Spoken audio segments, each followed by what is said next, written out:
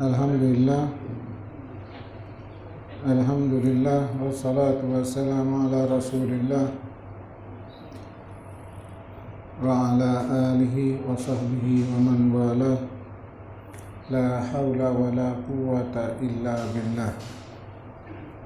Allahumma salli wa sallim wa barik wa karrim ala Sayyidina Muhammadin al-fatih lima ughliq wal khatim lima sabaq nasiril haq bil haq al-hadi ila siratikal mustaqim. Amma ba'd. Ayuhal ikhwan, hari ini kita masuk hikmah yang kedua yang berkaitan dengan zikir kepada Allah. Ya. Hikmah yang kedua ini berbicara tentang yaitu karamat. Karamat ini adalah perkara yang luar biasa atau keistimewaan yang Allah berikan kepada orang-orang yang berzikir kepada Allah. Nah, ada 3 karamat dinamakan atau keistimewaan yang Allah berikan kepada orang yang berzikir kepada Allah. Semoga kita termasuk golongan 3 golongan orang-orang yang diberikan karamat dalam berzikir kepada Allah. Amin ya rabbal alamin. Ayo baca.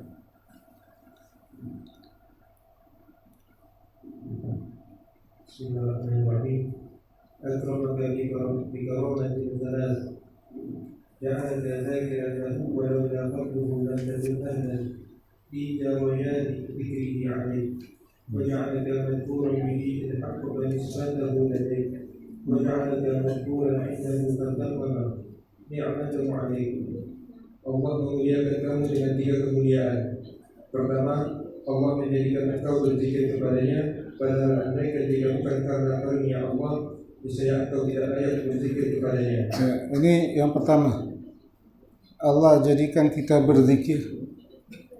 Itu sudah anugerah yang besar yang Allah berikan. Lidah kita bisa berzikir kepada Allah, itu sudah anugerah yang besar. Nanti akan saya rincikan satu-satu. Ya. Dengan kita berzikir saja, itu merupakan anugerah yang paling besar, yang paling besar yang Allah berikan. Ya. Terus yang kedua. Yang kedua, engkau dijadikan orang yang dikenal karena Allah sendiri yang menisbahkan zikir kepadamu. Ya. Kemudian yang kedua, engkau dinisbahkan kepada Allah. Zakirullah, orang yang berzikir kepada Allah. Dirimu dinisbahkan kepada Allah. Allah sendiri yang menisbahkannya. Nah, nanti ada penjelasannya terus. Yang ketiga, Allah menjadikan engkau disebut di sisinya. Maka dengan demikian Allah telah menyempurnakan keimanannya kepadamu. Nah, kemudian yang kedua, engkau disebut juga oleh Allah, maka sempurnalah kenikmatan yang Allah berikan kepada engkau. Nah, ini artinya hikmah ini. Maksudnya akramallahu ta'ala az-zakirina waz-zakiratu bi karamatin thalatha. Allah subhanahu wa ta'ala memuliakan orang yang berzikir kepada Allah, baik laki-laki ataupun perempuan, dengan 3 kemuliaan. Pengertian zikir di sini bisa umum, bisa khusus. Nah, kalau yang khusus sudah kita jelaskan. Pengertian zikir secara umum yaitu tiap-tiap sesuatu yang diperintahkan oleh Allah lalu kita kerjakan dengan niat menjunjung perintah Allah, maka itulah yang dikatakan zikir. Ya, ingat ya.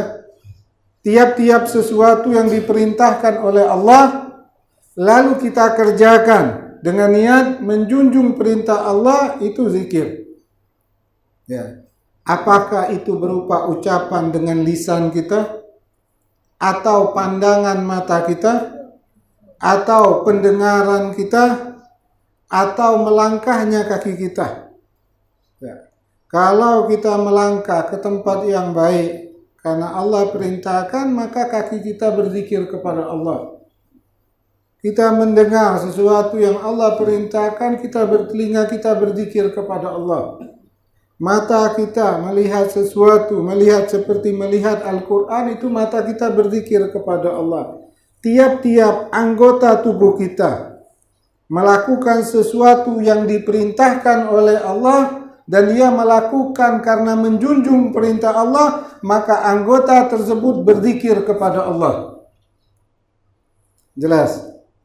Ya. Jadi berzikir ini bukan hanya lisan, kaki kita berzikir, telinga kita berzikir, mata kita berzikir, tangan kita berzikir kepada Allah. Apabila anggota ini melakukan sesuatu yang diperintahkan oleh Allah dengan niat menjunjung perintah Allah, maka anggota tersebut berzikir kepada Allah.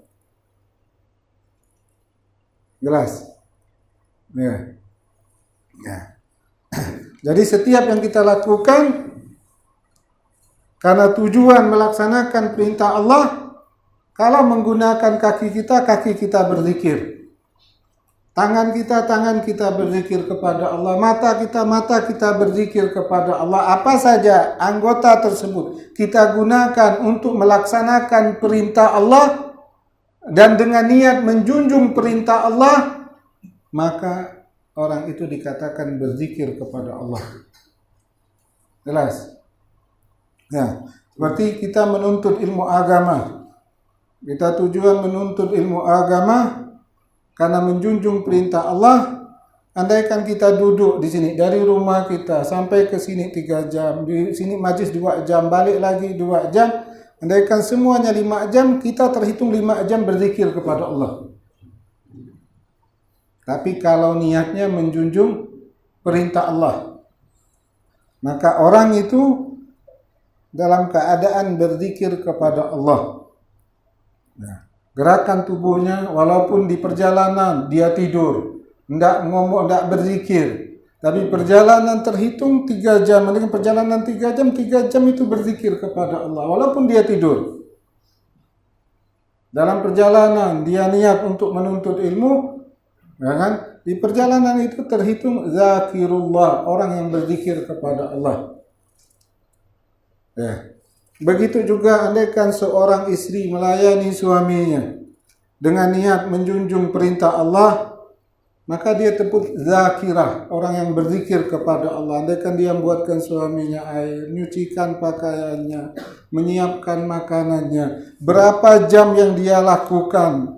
Tapi kalau perempuan ini, istri ini niat dia melakukan ini karena mengikuti suaminya, karena diperintahkan oleh Allah, berapa jam aktivitas dia itu terhitung zikir kepada Allah.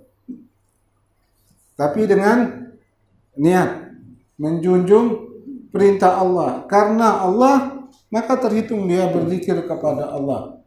Jelas ya akhwan, itu makna zikir secara umum. Jadi kaki kita berzikir, mata kita berzikir, telinga kita berzikir, tangan kita berzikir, lisan kita berzikir kepada Allah. Orang-orang yang berzikir kepada Allah, Allah akan berikan dia 3 keutamaan. Hal yang luar biasa disebut karamat, yaitu hal yang luar biasa yang akan Allah berikan kepada dia.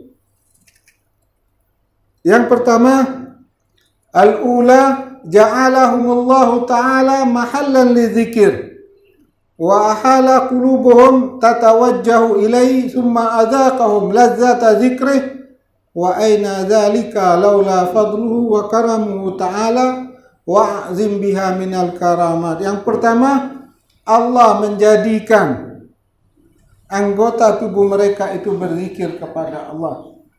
Kalaulah bukan anugerah Allah, maka lidah kita yang kotor ini tidak layak menyebut nama Allah. Mulut kita ini terlalu kotor. Banyak hal yang jelek yang kita lakukan. Kalau bukan karena Allah, lidah kita ini tidak layak menyebut nama Allah. Kalaulah bukan anugerah Allah, kita tidak layak berdiri sholat menghadap kepada Allah karena kotornya diri kita.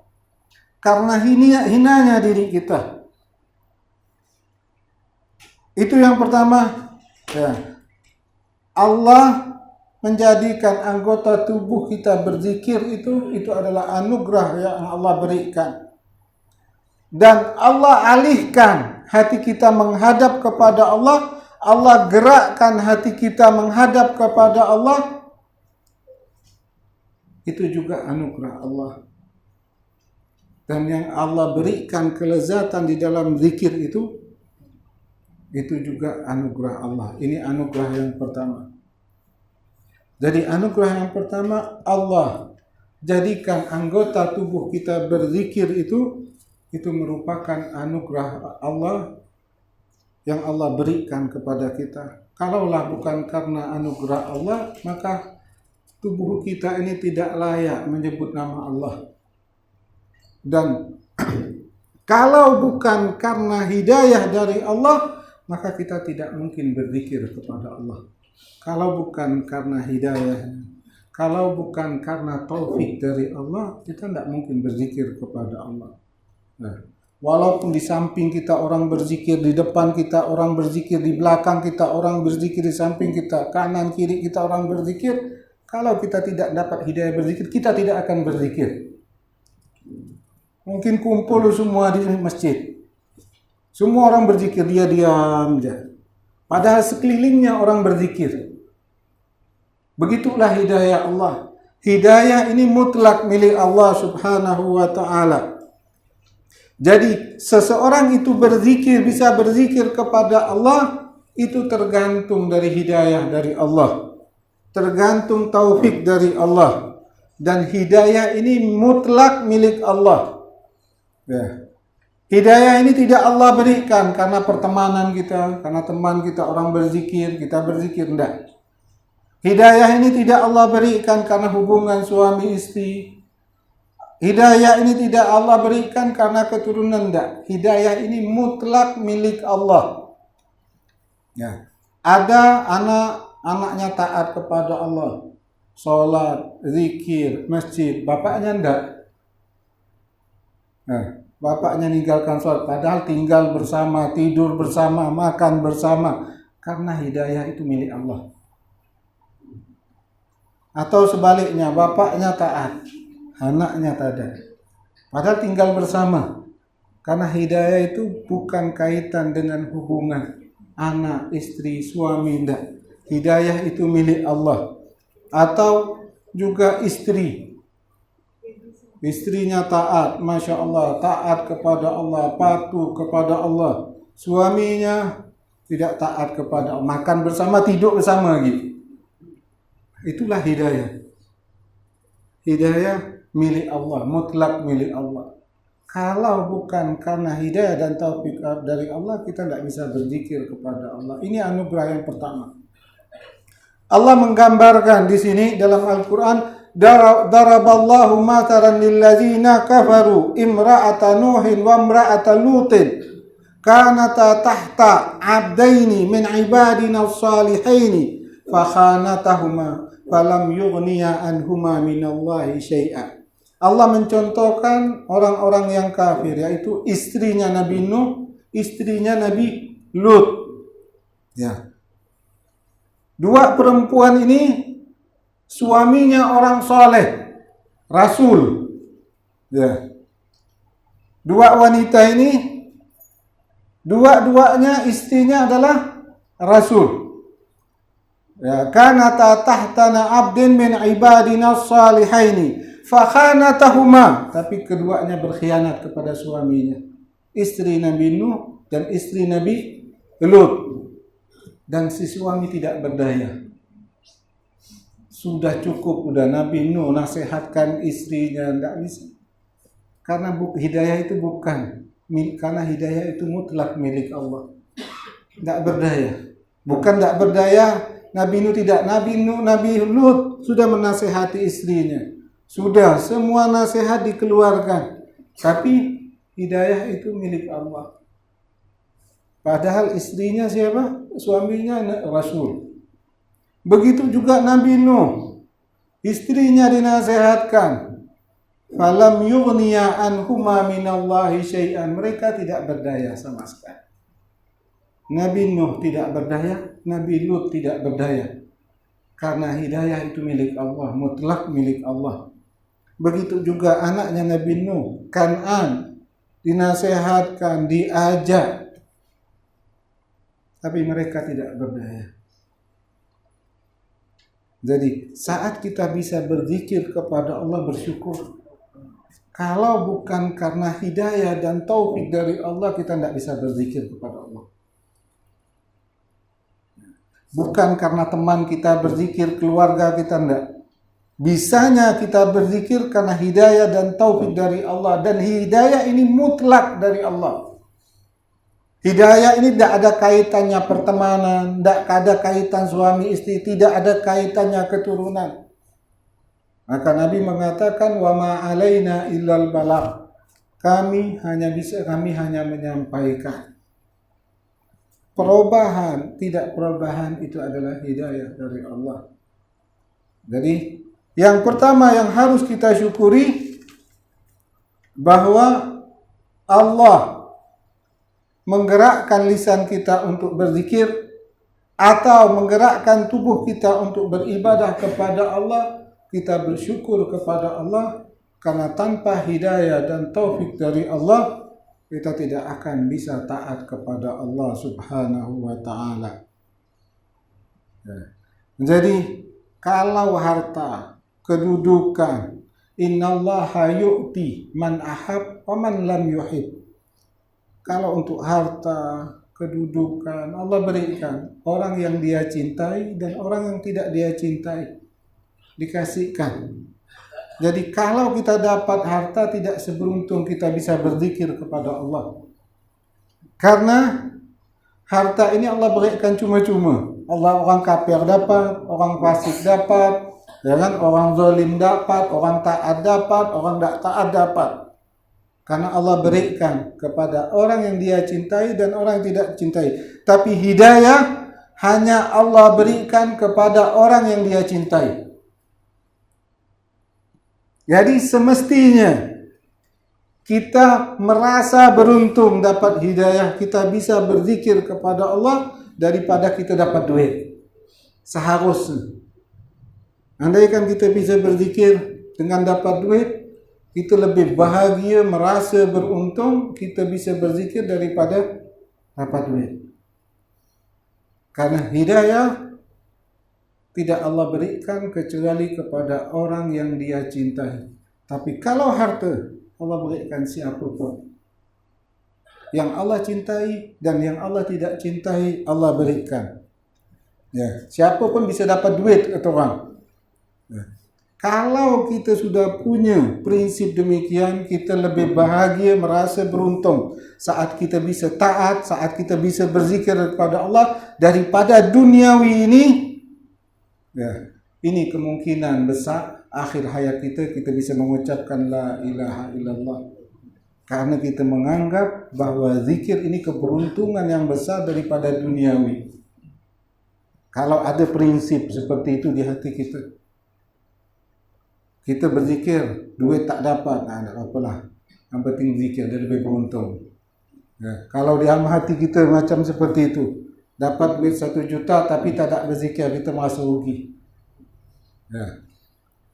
Kalau yang jadi prinsip kita ala duniawi, bukan zikir, tidak zikir pun tidak apa-apa, tinggalan solat jamaah tidak apa-apa, dapat duit merasa paling beruntung, ini berat. Akhir hayatnya la ilaha illallah.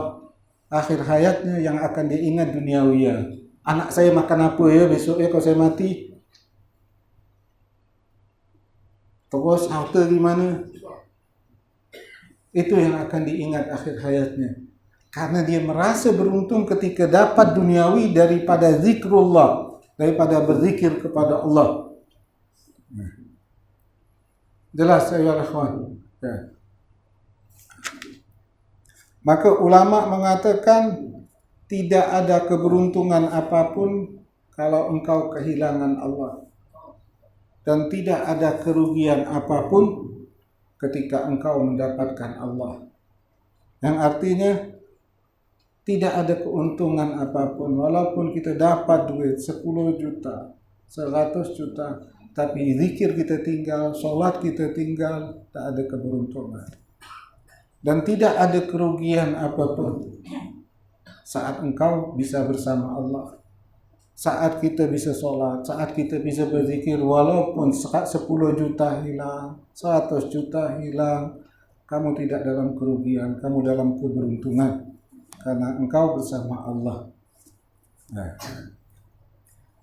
kalau kita dapat zikir, hilang duit, kita merasa bisa beruntung, itu udah betul. Sungguh merasa keuntungan besar. Kalau hilang duit, antara duit dan zikir, hilang duit, kita bisa berzikir, kita tidak bersedih. Tapi kita kan sebaliknya, biarlah zikir tinggal, jangan duit hilang. Ini yang berat nanti di akhir hayat kita, karena hati kita mengunggulkan dunia daripada zikrullah. Padahal Allah mengatakan barang siapa, Nabi mengatakan akhir hayatnya la ilaha illallah, masuk surga. Orang yang begitu mengucapkan la ilaha illallah ini, yang hatinya dia merasa yang paling keuntungannya besar kalau dia bisa berzikir kepada Allah. Itu yang diingat saat akhir hayatnya. Jelas. Dan ini tidak bisa langsung, memang tidak bisa instan. Karena kita ni mulai dari kecil sampai tua dididik dunia, kau dapat dunia ini lebih untung.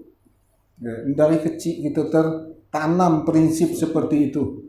Kalau kehilangan zikir kita tidak merasa rugi. Tapi kalau kehilangan duit, heboh. Ini sudah tertanam. Ketinggalan sholat tidak merasa rugi. Ketinggalan zikir tidak merasa rugi. Ketinggalan belajar tidak merasa rugi. Tapi kalau kehilangan duit, dia rugi. Ini sudah tertanam dari kecil gitu. Udah berat. Tidak bisa instan. Harus mujahadah kita kuat. Karena prinsip ini kuat sekali dari kecil udah ini. Dari kecil kita tertanam dengan hal ini.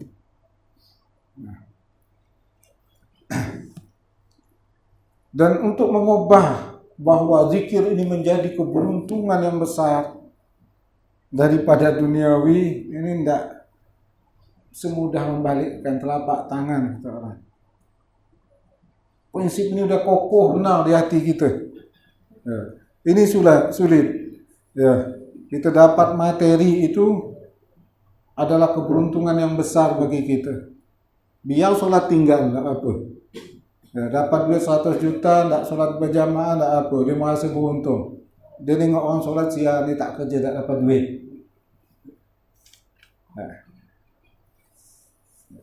Jelas saya ikhwan. Jadi saat kita, keberuntungan yang pertama, Allah jadikan anggota tubuh kita bisa berzikir, itu anugerah yang besar dari Allah. Dan Allah jadikan hati kita menghadap kepada Allah, itu juga keberuntungan yang Allah berikan kepada kita. Dan Allah anugerahkan lezat dalam zikir, itu anugerah dari Allah. Ini anugerah yang pertama. Jelas ya? Jadi yang kita syukuri saat kita berzikir, yaitu kita bersyukur kita bisa berzikir kepada Allah. Kalau tidak hidayah dan taufik dari Allah, kita tidak akan bisa berzikir kepada Allah. Kita contoh. Istilahnya, ada orang dari jauh-jauh pergi berzikir, yang sebelah rumah tak ada. Yang jauh dapat hidayah, yang dekat tak ada. Terkadang dia duduk berdua, satu berzikir, satu tak ada. Kadang tinggal di rumah berdua, bini zikir, laki tak ada. Anak taat, kami tak ada. Makanya kalau kita nengok, andaikan ada ustaz, kita nengok anaknya jadi rusak atau apa, jangan kita salahkan ustaznya. Terkadang hidayah itu tak dapat. Terkadang orang tua udah nasihatkan.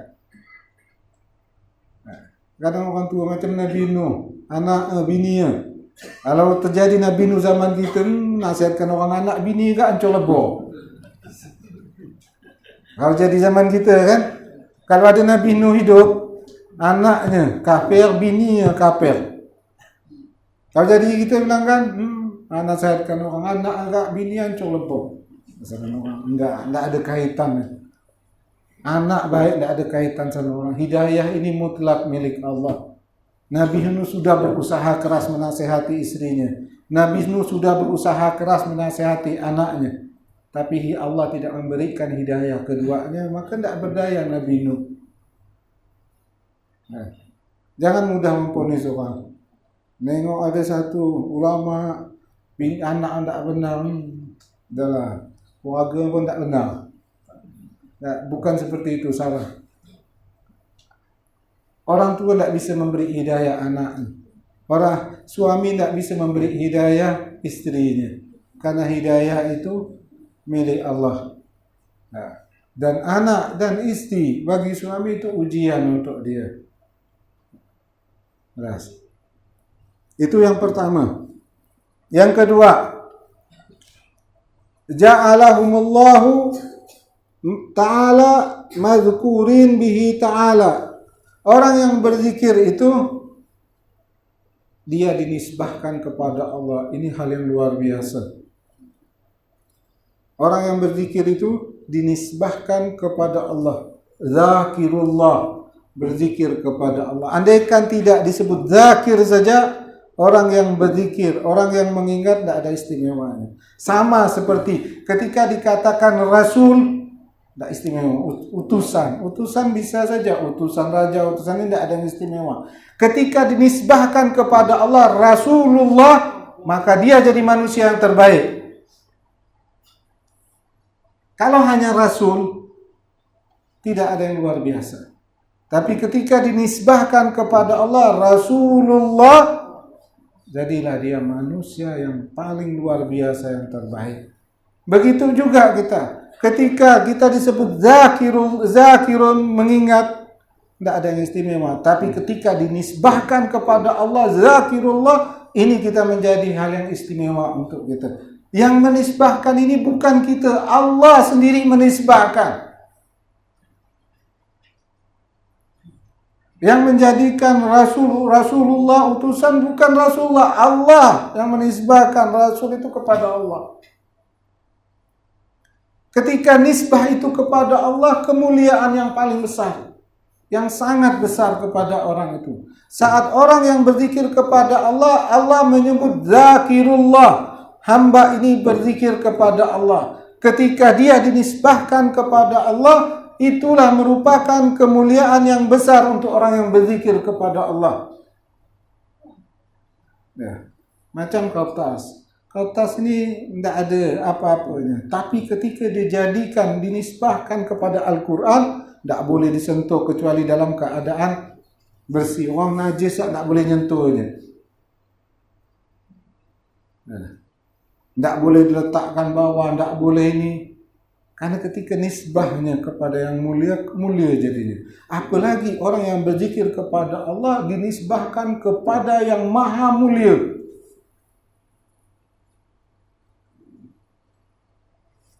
Jelas ya ikhwan.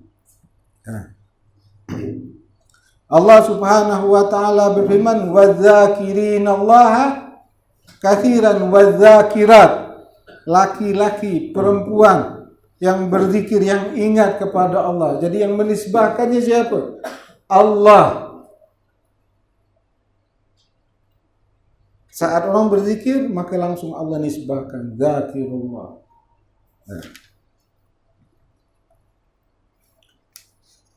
Kemudian yang ketiga, ini yang paling agung, ini yang paling istimewa. Ini yang paling besar dari tiga keistimewaan, ini yang paling besar.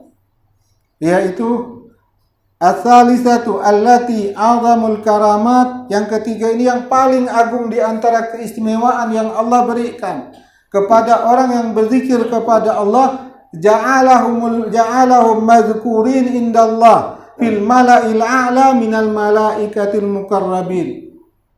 Allah jadikan orang-orang yang berzikir kepada Allah, baik laki-laki atau perempuan, namanya disebut oleh Allah.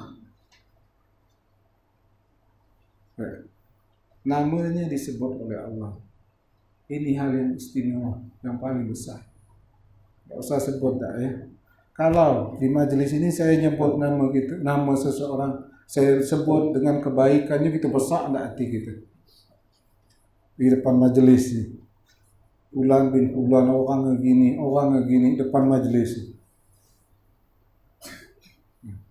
Ini yang menyebutnya siapa? Allah. Kalau presiden nyebut nama kita, tapi kita dengar ada presiden nyebut nama kita, gimana besar hati kita? Ini yang menyebut nama dia, disebut namanya Allah yang menyebut namanya. Nah, jadi orang yang berzikir kepada Allah itu jadi perbincangan. Nah, dibicarakan, viral gitu orang. Allah sebutkan, dibincangkan di depan para malaikat. Fulan bin Fulan, namanya disebut oleh Allah. Fulan bin Fulan berzikir kepadaku di depan para malaikat. Nanti kalau kita presiden, depan menteri-menterinya dia nyebut nama kita, Fulan, mana? Bunga-bunga enggak? Ini Allah yang maha segala-galanya, dia menyebut nama kita. Dan itu disebut di hadapan para malaikatnya yang agung. Maka ketika turun surah Al-Bayyinah, surat Al-Bayyinah, lam yakunil ladzina kafaru, turun surat itu, kala Jibril berkata kepada Rasulullah, nah, kata Jibril, wahai Rasul, ini surah turun kepada engkau. Allah menyuruh engkau membaca surah ini di depan Ubay bin Ka'ab. Dari surah Al-Bayyinah turun, Jibril mengatakan ini surah turun, kamu baca, Allah memberitakan, wahai Rasul, engkau baca surah ini di depan Ubay bin Ka'ab. Lalu dipanggillah Ubay bin Ka'ab. Dipanggil sama Nabi, sampai Ubay bin Ka'ab, Nabi mengatakan, kata Rasulullah, tadi Jibril datang kepadaku dan menurunkan wahyu surah Al-Bayyinah, dan Allah memerintahkan aku untuk membaca di hadapanmu.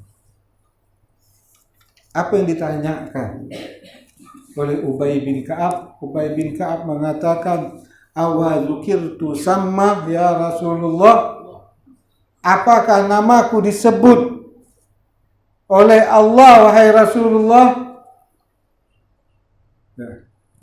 Yang ditanyakan apa? Bukan Al-Quran turun bahagia enggak. Yang ditanyakan Ubay bin Ka'ab, ya Rasulullah, namaku disebut enggak oleh Allah? Apakah namaku disebut oleh Allah? Kata Rasulullah, na'am. Iya, namamu disebut oleh Allah. Fabaka, menangis dia. Karena bahagia. Namanya disebut oleh Allah Subhanahu wa ta'ala. Orang yang berzikir kepada Allah, hal yang paling istimewa yang Allah berikan, bahwa nama dia disebut oleh Allah. Kalau dia berzikir sendiri, Allah sebut dia sendiri. Dan hanya Allah yang tahu pahalanya. Tapi kalau dia berzikir di dalam majlis, Allah akan sebutnya lebih di dalam majlis yang lebih baik, di dalam majlis malaikat, dan Allah sebutkan pahala yang akan dia dapatkan. Ini keistimewaan yang paling agung, yaitu engkau disebut oleh Allah. Kalau kita nyebut nama Allah, tidak ada istimewa. Kita nyebut nama Allah, tidak ada hal istimewa. Kita yang hina, yang kotor, yang dihina, nyebut nama Allah tidak. Tapi kalau Allah yang menyebut nama kita, itu yang luar biasa.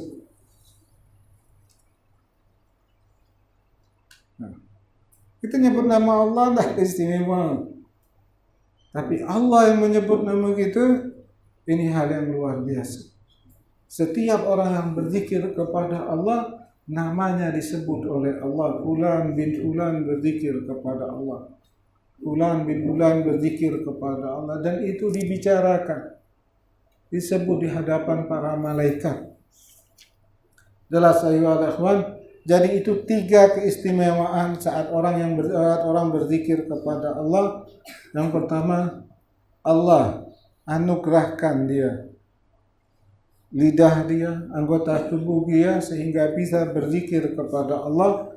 Itu adalah keistimewaan yang Allah berikan kepada dia. Kemudian yang kedua, yaitu dia, orang yang berzikir kepada Allah, namanya dinisbahkan kepada Allah, dirinya dinisbahkan kepada Allah. Kemudian yang ketiga, orang yang berzikir kepada Allah, namanya disebut oleh Allah Subhanahu wa taala, dan ini keistimewaan yang paling besar, yaitu nama kita disebut oleh Allah. Dan kita nyebut nama presiden ya biasa lah, nyebut nama presiden tak ada istimewa, tapi ketika presiden nyebut nama kita, heboh. Kita nyebut nama Allah dan kita besar diri, tidak ada istimewa. Tapi yang istimewa dari zikir itu bukan kita menyebut nama Allah, tapi Allah yang menyebut nama kita. Jelas saya lakukan. Jadi itu ketiga keistimewaan. Semoga Allah memudahkan kita dalam zikir kepada Allah Subhanahu wa taala, sehingga anggota tubuh kita bisa berzikir kepada Allah, seluruh anggota tubuh kita selalu ingat kepada Allah. Amin ya rabbal alamin. Ya, kita tutup dengan zikir la ilaha illallah. Sampai selesai waktu ini. Jangan tinggalkan la ilaha illallah. Saya sudah jelaskan keistimewaannya. Jangan pernah tinggalkan. Dalam sehari jangan pernah tinggalkan la ilaha illallah. Tapi zikir yang lain ikut. Khususnya la ilaha illallah, karena ini paling utamanya zikir. La ilaha illallah.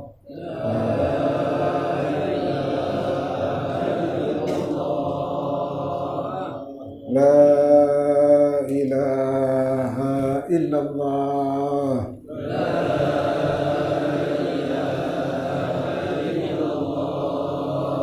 Sambil minta ketika kita nyebut la ilaha illallah, kita minta kepada Allah ketika akhir hayat kita bisa menyebut la ilaha illallah. Kita bayangkan akhir hayat kita bisa menyebut kalimat ini. Jadi kita mempersiapkan diri agar bisa di akhir hayat kita menyebut la ilaha illallah. La ilaha illallah.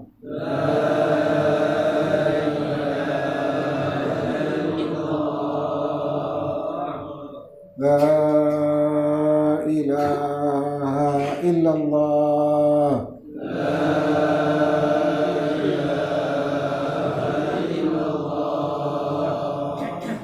La ilaha illallah.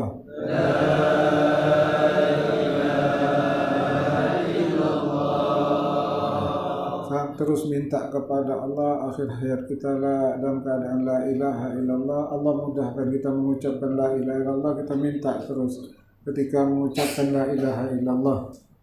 La ilaha illallah. La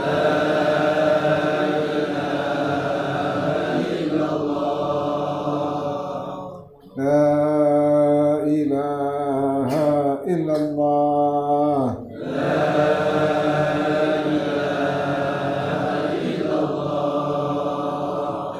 La ilaha illallah.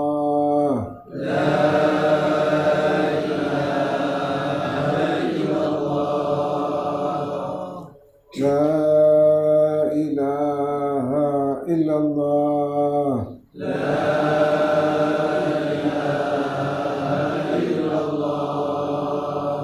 Baca sama-sama. La ilaha illallah. La ilaha illallah.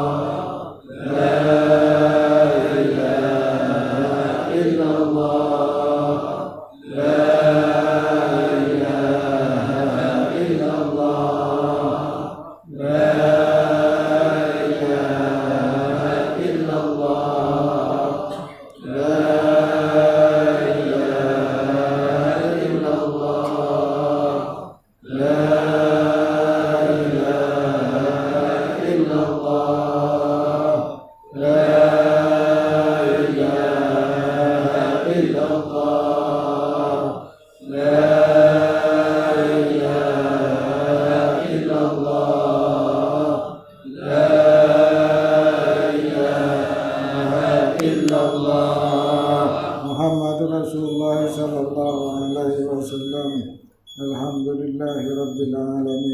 Ya.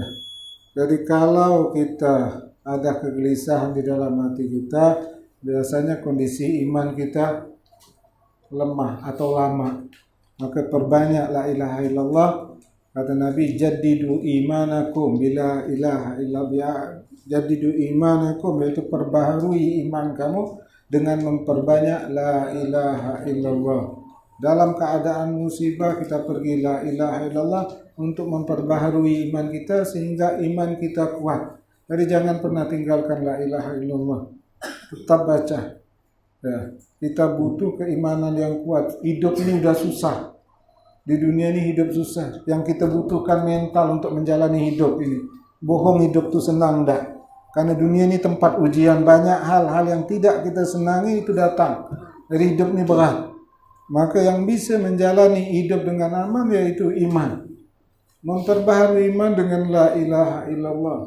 Jangan pernah kita tinggalkan. Kalau bisa bangun tahajud dengan ditambah zikir ini. Ya, usahakan. Ya. Dasar subhanakallahumma bihamdika asyhadu an la ilaha illa anta astaghfiruka wa atubu ilaik. Alhamdulillahirabbil alamin. Ya Rabbana a'tarafna